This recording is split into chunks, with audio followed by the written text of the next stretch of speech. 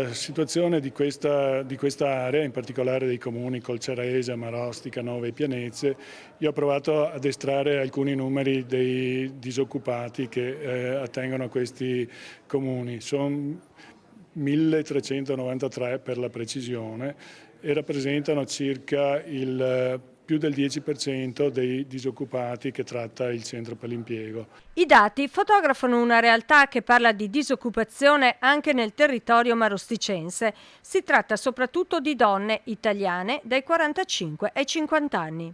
La difficoltà anzi di questi lavoratori di essere reimpiegati molto spesso per non avere le competenze che sono richieste dal mercato del lavoro. Ora a Marostica nasce una nuova collaborazione tra lo Sportello Lavoro e il Centro per l'Impiego, che vede coinvolti anche i comuni di Colceresa, Nove e Pianezze, in una delle prime esperienze in regione di connubio tra enti locali e Veneto Lavoro.